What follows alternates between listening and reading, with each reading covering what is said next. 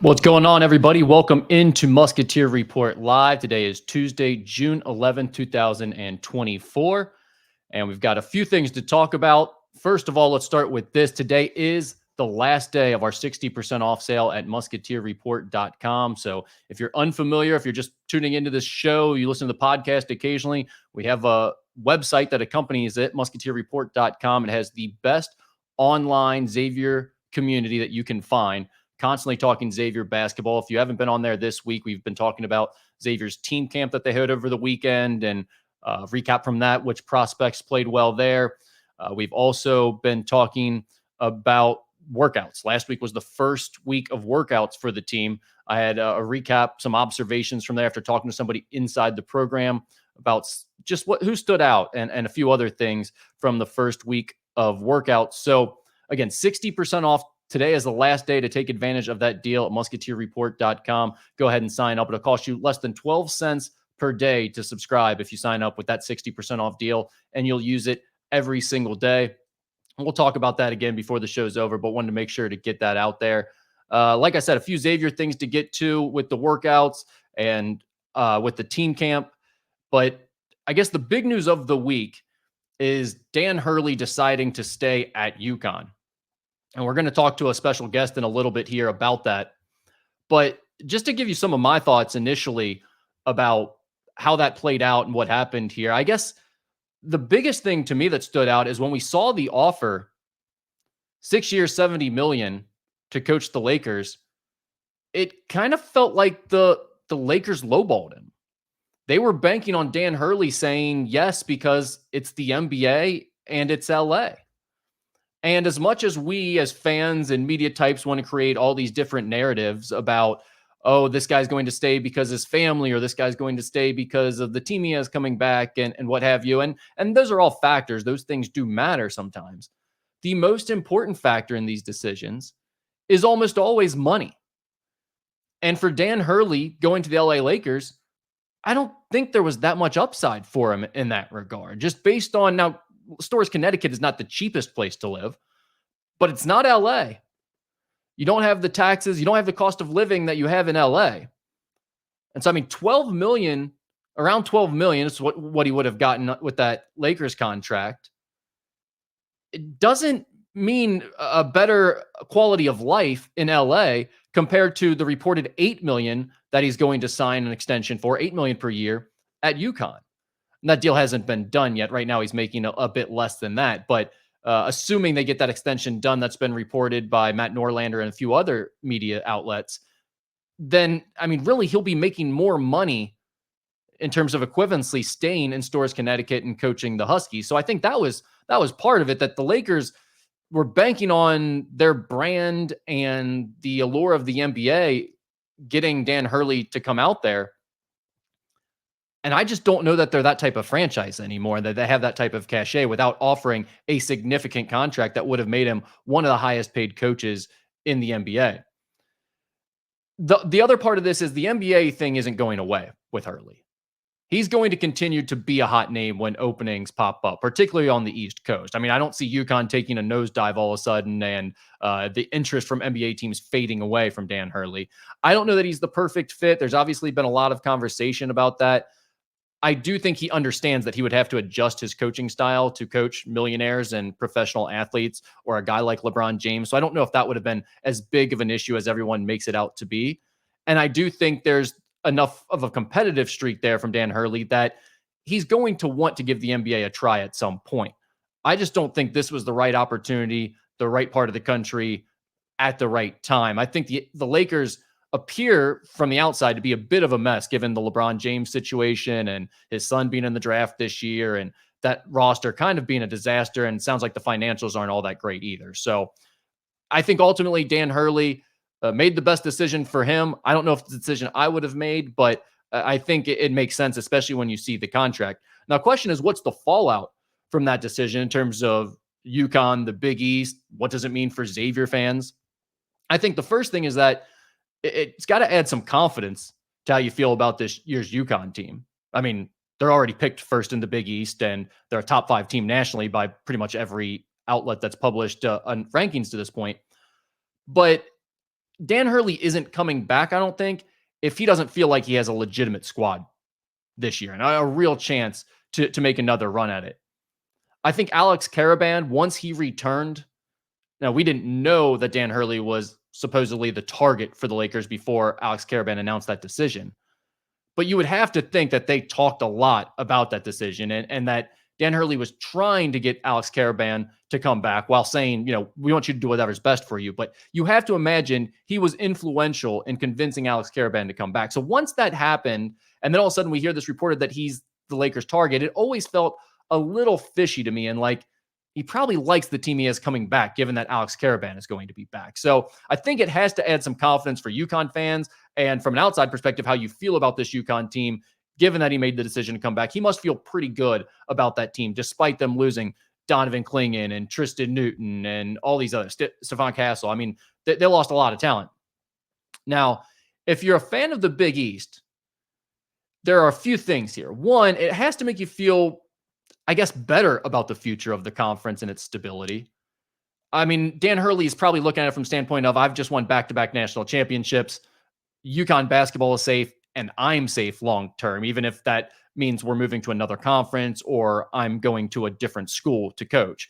There's no real long-term risk for him. So I don't know how much it means about the future of the Big East, but you would think if he feels like it's about to be blown up here within the next year or two, he's probably looking at that LA Lakers deal and saying, this is probably the right time to get out after I've won back-to-back national championships and I have a chance to go coach LeBron James and the LA Lakers. If he really felt like things were unstable and it was about to implode, it's hard to imagine that he makes the decision to come back. So again, I don't know how much it means, but you got to feel a little bit better, I think, as a Big East fan about the long-term future of the conference.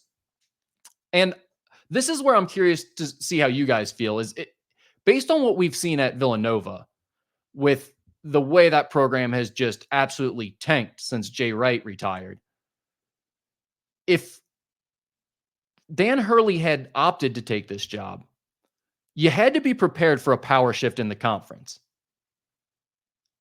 I mean, who knows what happens with who they hire next and what the roster looks like this year and going forward. But just given what we've seen, it's hard to keep that thing going, especially in a conference that's as competitive as the Big East, that has the type of coaches with that cachet that the coaches do within the Big East. It feels like the throne would have been open. And, we had the Nova era to start. Now we're in the UConn era of the new Big East. It felt like there would have been a new regime taking power. Now that probably isn't going to happen. Or if it will, it's going to have to be wrestled away from Dan Hurley and that staff that he has in place that have won back-to-back national championships. Are you happy about that as a Big East fan? Or are you disappointed about it? Would you rather have the throne be open and have a clear path to taking over the Big East Conference? The other part of this is who do you think is most upset about this? If we're trying to think of programs or coaches, who do you think is most upset about Dan Hurley returning? I have a name in mind. I think it's got to be Rick Pitino. I think Rick Pitino, with the team that he has coming in this year, if UConn all of a sudden implodes, then you have a very legitimate argument that St. John's is as dangerous as anybody in the conference and has a legitimate chance to win the conference. They wouldn't be my pick necessarily, but I think you'd feel a lot better about St. John's and their chances of winning this year in the Big East if this UConn team implodes and Dan Hurley leaves. Couple that with the fact that Pitino is, has been looked at since he came to the conference as like, oh, Rick Pitino's here. He's the greatest coach. Well, that kind of changed all of a sudden after Dan Hurley won back-to-back national titles. It's pretty clear that Dan Hurley is number one in the conference. At least that's how I would see it. I imagine everybody else sees it that way. Not to say he's accomplished more than Rick Pitino yet, but when you have two national titles in back-to-back years, and we've entered this new era of college basketball where you have to build your roster differently, and the NIL part of that is making it all confusing, and it's just changed the way of going about business. And Rick Pitino, let's face it, is at the back end of his career. You have to, I'm not saying Pitino feel strongly about this. I'm sure he'll support Dan Hurley being back. I'm sure he'll say it's great for the conference, but ego-wise, subconsciously, in the back of his mind, There's got to be a part of him that's like, yeah, I'd love if Dan Hurley would just go out to LA so I didn't have to hear about him on the East Coast in my conference anymore. And my team would have a clear path to winning another Big East title and making around the NCAA tournament before I wrap up my career. I wanted to get into some coaches' rankings from the Big East. Troy says, if they lowballed Hurley, I can only imagine what the assistant pool would have been. Yeah, that's a good question. I don't have a good feel for what assistant pool money looks like in the NBA to begin with. But that's a good point. I mean, it wasn't a great offer. I don't know what they would have been offering for him to bring out those assistants. And you have to think that either either Luke Murray or Kamani Young, his top two assistants, would have had a good shot at getting that UConn head coaching job. So one of them likely would have stayed there. But yeah, that's still an interesting point. Xavier Professor says, much better to beat the king than take an empty throne. Bummer Jay left. Would have been bad if Hurley left. Talking about the Big East side of things from a Xavier fan standpoint, I think that's the way a lot of fans feel based on the reaction that I saw online. It seems like it's a lot more of this, that you guys are happy that UConn's going to continue to be there. You feel some unity within the conference. Like you want the Big East to continue to be a top tier conference. You take pride in the fact that Nova won its national championships and now UConn has won its national championships. And you just hope you're next rather than let's water the conference down and make it easier. That's been the vibe I've gotten from Xavier fans, but I'm curious to see if there are any others out there who were hoping Hurley would leave, because I haven't really seen many people throw out that sentiment. All right, let's get into briefly here. Let's talk about coaches' rankings, and then we're going to talk to guest Mark Zanetto from the Locked On UConn podcast. We're going to get his thoughts on this Dan Hurley situation. But now that Dan Hurley is back, again, I said, to me, he's number one in terms of my coaches' rankings. Rick Pitino would be number two. I mean, he has 10 more NCAA tournament appearances than the next closest coach in the conference. He has 5 more Final Fours than the next closest coach in the conference. His resume speaks for itself, and I still think he's a very good basketball coach. We'll see if he's able to consistently put together the right type of roster with this new way of doing things, if there will be that chemistry within the locker room and all that, because they are kind of going about it in a mercenary fashion, the way a lot of teams are right now. Marquette may be the only team that's not doing it that way. But Rick Pitino still, in my opinion, clearly number one or number two in this conference. I would put him at number two. After that, it gets a little bit more difficult for number 3 and 4, but I think Sean Miller is pretty clear cut as the number 3 coach in the conference. He has, I guess you could make the argument maybe for Greg McDermott. Some people may feel more strongly about McDermott in his recent history, but they have the same amount of NCAA tournament appearances. They both have been there 12 times. McDermott has a few more years of experience than Sean does, especially with Sean sitting out the year. But Sean has 5 more Sweet 16s and 3 more Elite 8s than Greg McDermott does. It's kind of hard to put McDermott above Miller when you look at what they've done, especially in the NCAA tournament. And honestly, I think there's a pretty strong argument for Sean regardless of that. So again, Dan Hurley 1, Rick Pitino 2, Sean Miller 3, and then Greg McDermott 4 for me. After that, this is where it really starts to get jumbled up and it gets more difficult in my opinion. I think you could make a lot of arguments different ways. Shaka Smart is who I had at number 5. I'm fascinated to see how things go for Shaka Smart without Tyler Kolek and with this new transfer portal approach. Because obviously we have VCU Shaka Smart where he makes that Final Four run, and you can argue it's a fluke or not, but it happened, and it's not easy to make a Final Four for anybody, and he did it with a mid-major program. You have to give him credit for that. But then he really struggled from there at multiple programs. I mean, he was at Texas and didn't do a whole lot. So it's understandable that people kind of lost some confidence in him and didn't feel as strongly about his coaching chops. But then he gets to Marquette, and it feels like a perfect fit. And he gets Tyler Kolek via the transfer portal. Now, I don't know that he or anybody in his staff knew what Tyler Kolek was going to be. In fact, I know they didn't, because there's no way you could have known that he was going to be a potential National Player of the Year candidate. But he made a huge difference. And kind of lightning in the bottle situation again. It's unfair to just say everything Shaka Smart has done, given that he's done at multiple programs at multiple levels, is a fluke. But again, you kind of have the VCU thing, which was weird. And now you have this situation where you had Tyler Kolek, and it's like, can you replicate that? Can they be the same type of team? They've really changed their offense since Kolek got there. And he and Oso Ighodaro was a big part of making that offense work. Can they continue to play that way without those guys? Can Shaka Smart continue the sort of revival of his career I'm fascinated to see that because, again, right now I would have him at 5th in the conference, but I could listen to arguments either way. A lot of that's going to depend on what the next few years look like for him. Then right after him is, my opinion, the hardest coach to rank, and that's Butler's Thad Matta. Because if you're basing it on what he's done and his ability to X and O in a huddle and his experience as a head coach, I think you probably really value Thad Matta, and you might have him even higher than 6th in the conference. I mean, certainly given what he's done, he's been to 4 Elite Eights, 2 Final Fours. That's significant compared to some of these other guys. But at the same time, you have to think about the gap in between when he was most successful in his career, where he's at currently, and how the game has changed since then. And the big question mark now for Thad Matta is, can he put together the type of roster via recruiting that you need to compete at the top level of the Big East and across the country?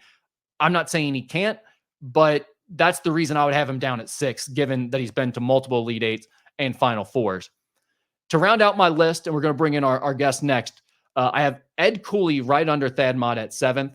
I have Chris Holtmann 8th.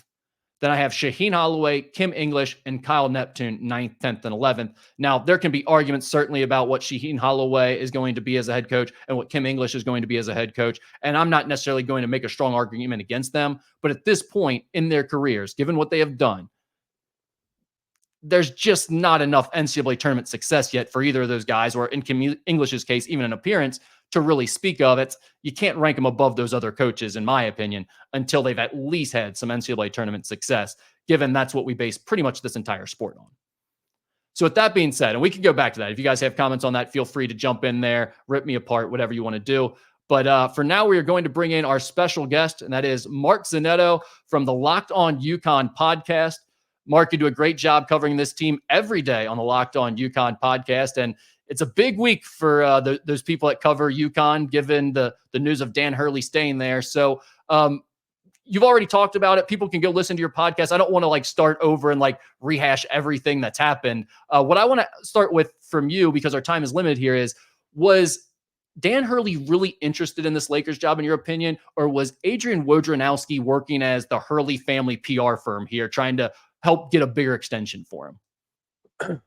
Well, first, thank you for having me on, Rick. Appreciate you.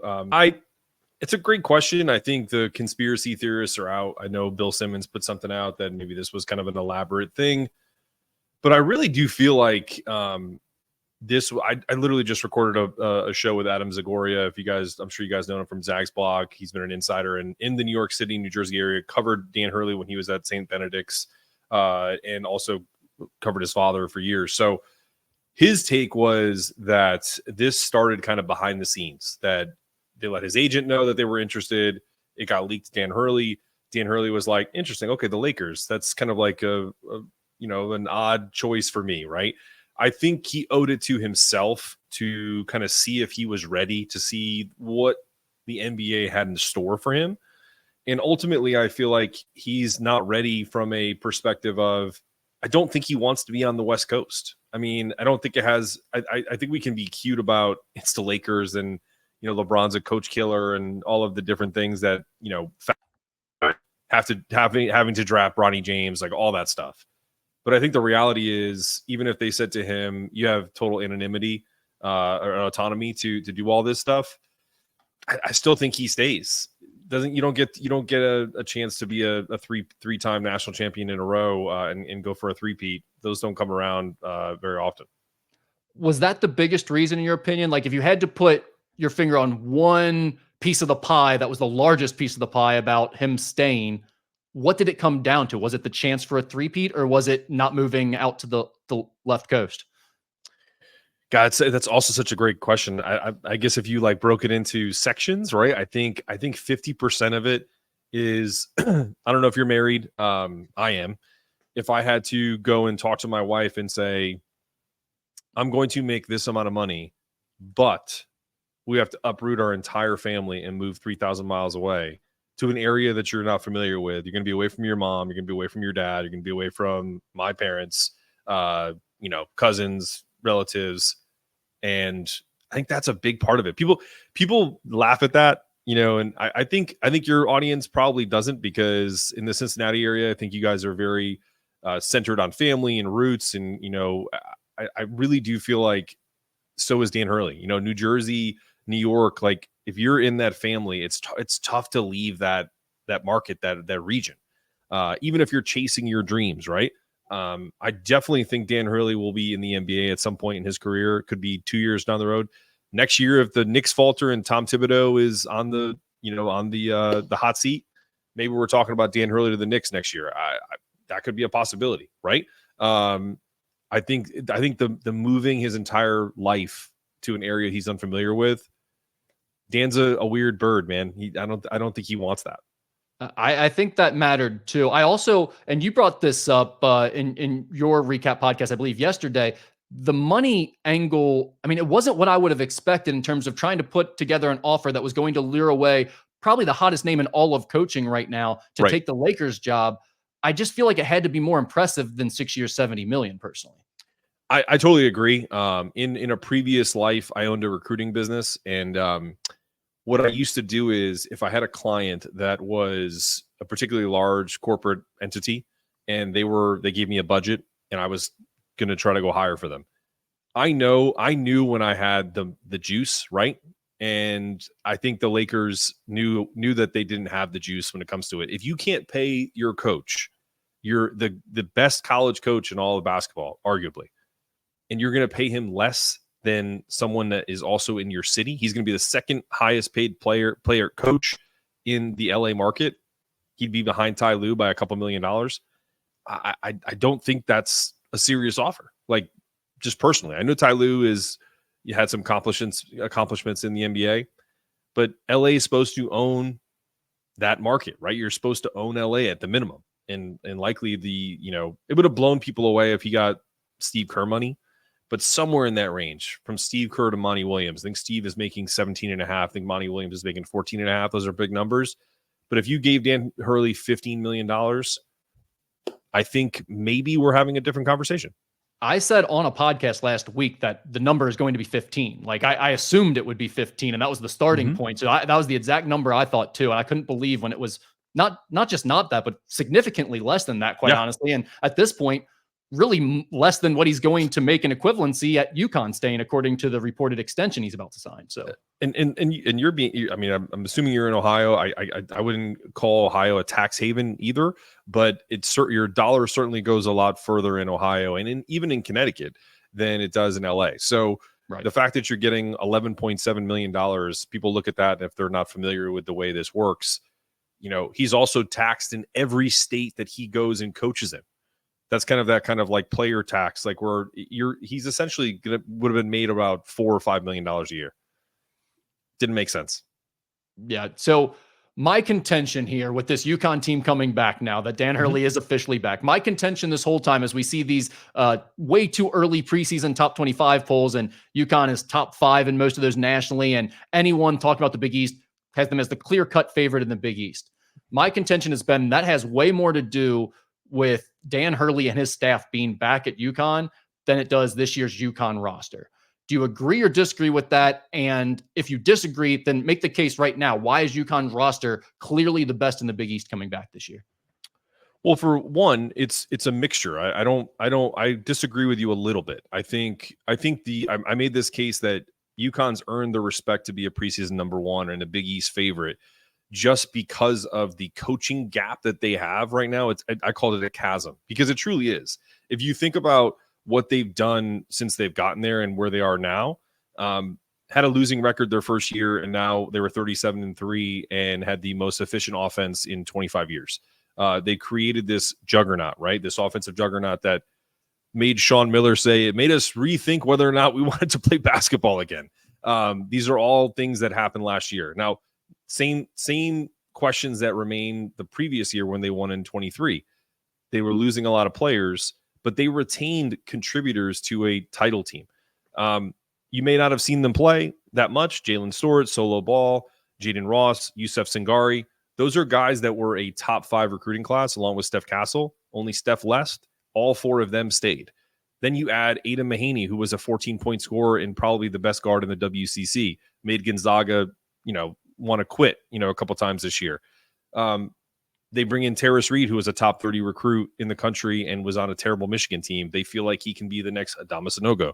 So, and then if that wasn't enough, they bring in Liam McNeely as a 5-star recruit, along with Ahmad Noel, who was a clip away from being a McDonald's All-American, and Isaiah Abraham, who was a top 60 recruit this year in the country. So it's a top 10 recruiting class. You retain your sophomore class from 2023, and you have dynamic contributors.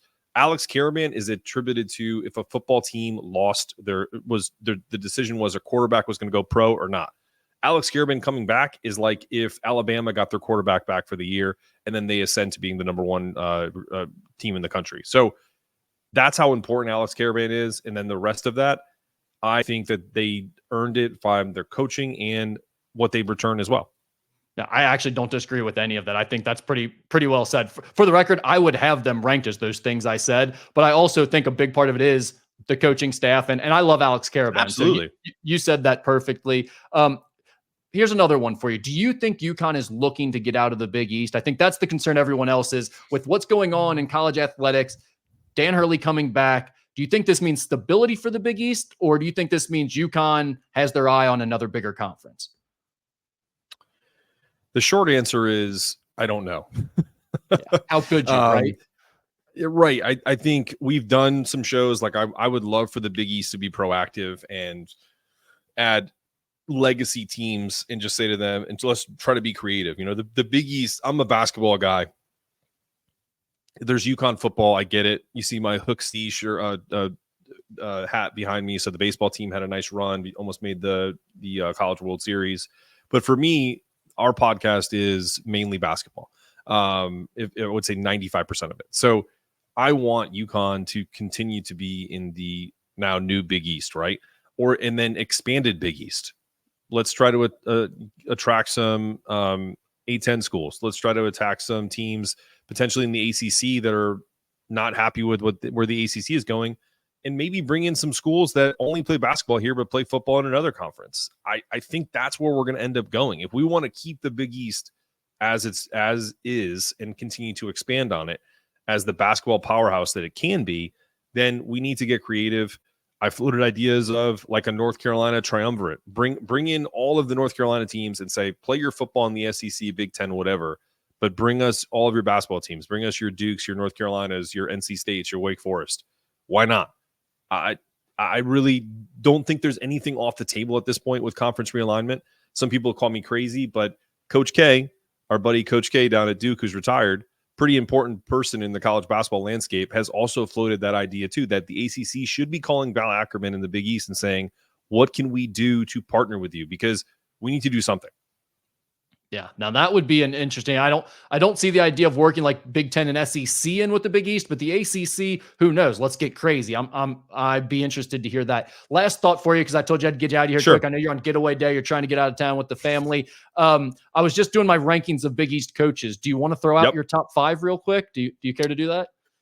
Yeah, I think Dan Hurley's one.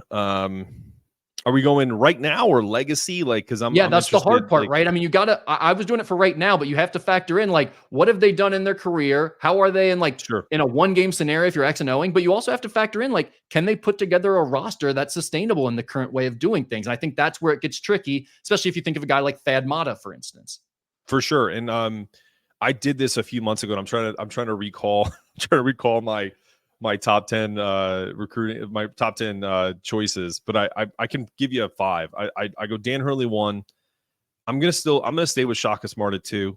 And that's I think you can argue that to a certain extent. I think Shaka's had a nice run in his career, and it kind of resurrected from VCU to Texas, and then obviously now at Marquette. I'm not doing this because I'm on a Xavier podcast. I like Sean Miller a lot. I think Sean Miller is a fantastic coach. He proved it at Arizona. And I know he's doing a phenomenal job with you guys. I'm trying to think. You got to put Rick Pitino in the top 5. I'm not a big fan of Rick Pitino. Not a lot of people are in our market. Just had the Big East Barroom guys on, and we did a Big East preview on Friday. If you want to go check that out, it'll come out on Friday afternoon. And we kind of railed on Pitino and his tampering and allegedly in the transfer portal. And but I think you have to put him 4. I'm trying to think. God, I'm going to give you a surprise one. Okay. And it's only because of potential. And I think that he's Hurley-esque. And it's not because of anything that he's done. But I'm going Kim English. He's close to us. I love what Providence did in the portal. They got themselves some shooting. They're a rough and tumble team that can kind of beat you up, but they didn't have the ability to kind of put the ball in the hole last year. Even in the UConn game where UConn went on that crazy long run, they started up 15-2 in that game, and they were on fire. But they can't sustain it because they didn't have what we have, right? But he's got that this year. And then if you add that same attitude, you got Bryce Hopkins coming back. It'll be interesting to see how he progresses. But I think he can become a top 5 coach. But for the sake of a podcast, why not, right? I feel like maybe I'll win some flowers over on the Providence family that hates UConn. Well, yeah, their fan base gets going too, so that's not a bad fan base to butter up if you need to. But Kim English was a tough one for me. I put him down at the bottom simply because he just hasn't done anything in the tournament yet. But I'm with you that I've got a close watch on him the next few years because I think he could be a rising star potentially. I know he has a ton of respect from other coaches.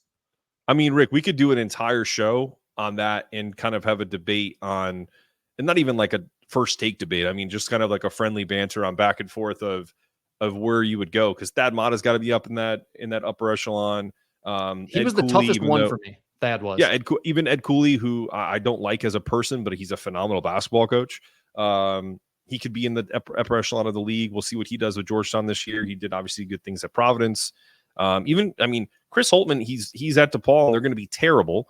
But I said it on the Big East preview that they're going to surprise some folks because Chris Holtman is a good coach, and bringing in guys from mid-majors to compete at a higher level, he's going to have kids that want to run through a brick wall for him. So, it's going to be an interesting year. I'm super excited about the Big East this year. And I just hope if we did the lower 5, good God, I would just hope Villanova can get their act together because that's a legacy Big East team that needs to step up their game and help the brand. It's crazy when you get asked this question, you don't have to think about who's 11th. Like everyone knows Kyle Neptune's last right now in the conference. It's clear cut right now. And that's a tough look for Villanova coming off the run that they just had. So Mark, thank you so much for your time. I really appreciate you doing this with me. Locked on UConn is the podcast, and you have a Big East preview coming out this week. So Xavier fans can go check that out. Yeah, absolutely. Definitely check it out. It's you can find Locked On UConn. I don't know how many Xavier fans will subscribe to the Locked On UConn channel, but I'm going to be gearing towards a lot of Big East content once the season starts. If you have women's basketball fans, we're going to break up 2 shows and do a men's show and a women's show during the year, one in the morning, one in the afternoon. So once we get into the basketball season, so a lot of exciting stuff that are going to be happening here on the Locked On Podcast Network, in particular with Locked On UConn. Great. Well, Mark, thanks for your time. Really appreciate it. Maybe we can do it closer to the season again. Absolutely, man. Take care. You too. All right. That was Mark Zanetto from Locked On UConn. Appreciate him checking in and doing that with us today.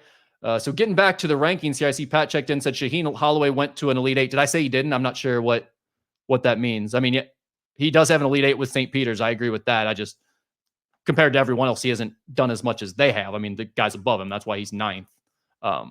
And I just don't know. I mean, like, Shaheen Holloway might be good, but I don't love what he's done at Seton Hall. I mean, he had Kadari Richmond, and, kind of is what it is right now. So I don't have a big problem if you want to argue Shaheen Holloway could be up a spot or 2, but I don't think there's much argument for anything other than that. I don't know if you guys have any other thoughts on the top 10 or thoughts from what Mark said there. Again, if you missed it, the Big East coaches rankings, Dan Hurley, number 1. These are my rankings, by the way. Dan Hurley, number 1. Rick Pitino, number 2. Sean Miller, 3. Greg McDermott, 4. Shaka Smart, 5. Thad Matta, 6th. Ed Cooley, 7th. Chris Holtman, 8th. Shaheen Holloway, 9th. Kim English, 10th. And Kyle Neptune, 11th. So that's about it. Again, if you guys want to comment on there, I'm happy to answer any questions or take any arguments. Last thing to get to here before we wrap this one up is just to circle back to the things we talked about on the Xavier side of the podcast. And that was the workouts that started last week. And if you missed this, I actually posted on the message board today a little notebook of some observations from someone inside the program who was at all the workouts last week, just talking about how the different guys looked. And if you haven't heard, I've talked about this before on the show, but one thing I try to do when I'm asking about something like workouts this time of year is I ask for things like I ask superlatives. I was like, who shot the ball the best? Who was most impressive? Who stood out? I don't go in and ask about each individual guy, right? Because if you do that, like they're just going to tell you nice things about everyone. It's like, yeah, he's in the best shape of his life. He's shooting the ball great. Oh yeah, he looks good. He's working really hard. Great work ethic. Those types of things, right?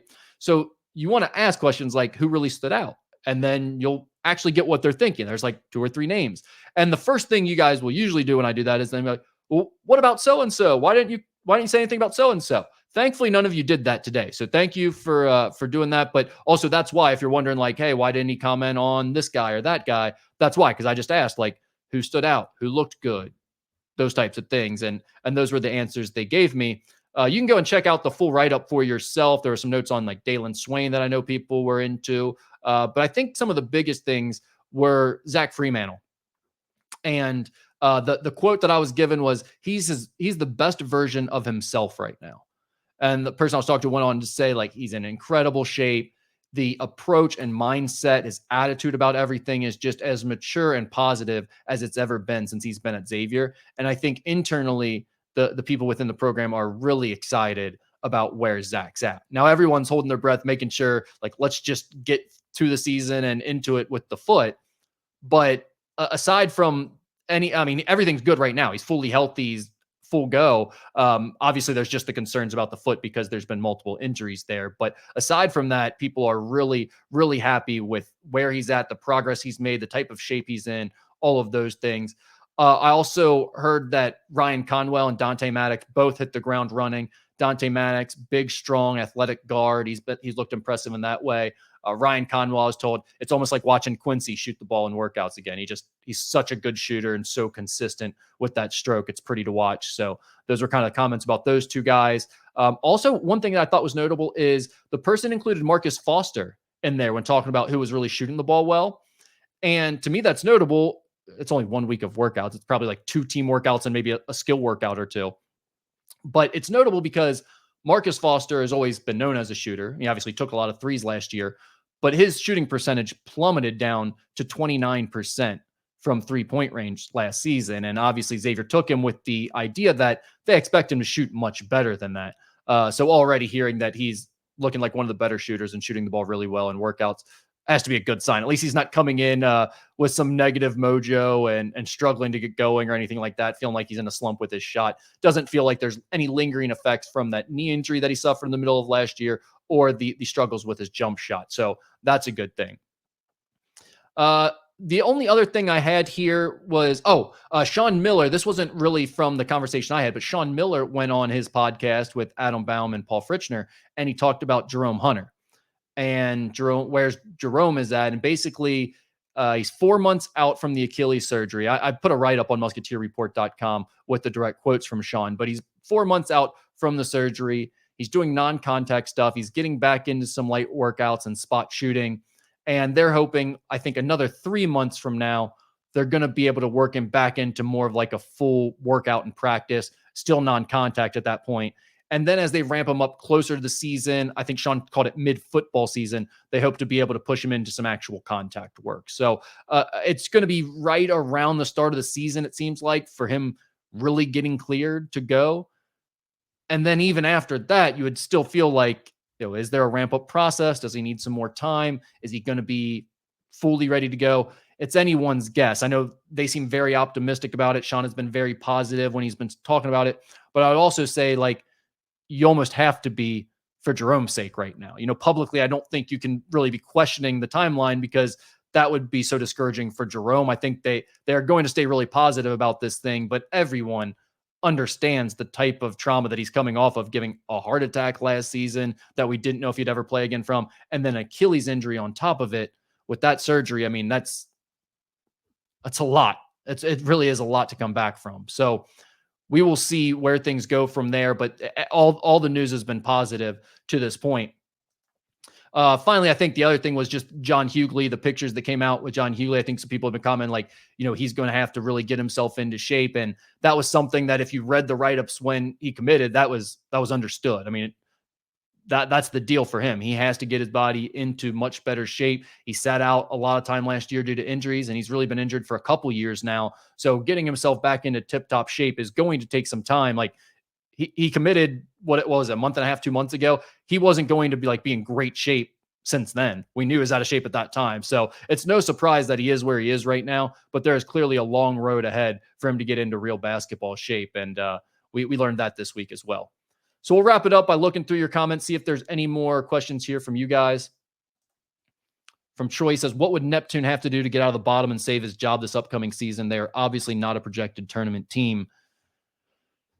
I think if they finish top half of the conference, that would be enough for people to feel like he's trending in the right direction. Although, you could finish fourth or fifth, and probably not fourth, but you could finish maybe fifth and still miss the NCAA tournament in the Big East. It's probably not likely, but it could definitely happen. And if he does that, do they bring him back after missing the tournament again? I don't know. It almost feels like this is a lame duck year for him. It almost feels like he's going to be gone regardless of what happens, unless they really have a miracle season and he makes an NCAA tournament. If they make the NCAA tournament, that's enough. I don't think they have to win a game there. If they make it, that's enough to save his job. But right now, the idea of them making the NCAA tournament feels so far-fetched. I could see them having an improved year. I could see them not finishing very last like we're all expecting them to. But I do not see them finishing top half of the conference, making the NCAA tournament, and making any noise. That's for sure. So I don't really know that he has much of a chance to save his job short of that. All right. Looks like that's about it. So thank you all for tuning in to this edition of Musketeer Report Live. We will see you again soon. Again, last day for the 60% off sale at musketeerreport.com. If you're not subscribed to Musketeer Report and you want to get on the message board, you want to see the write-ups from the workout observations like I'm talking about, go ahead and sign up for that today. That's your last chance to get it 60% off, less than $4 per month, less than 12 cents per day. You're just not going to find a better deal than that for something that you use every single day. Just ask the people who already subscribe. They love it. We have almost no turnover. Everybody sticks around. The site just keeps building. So why don't you be next and come join us at musketeerreport.com. Get your 60% off sale today. Thanks, everyone.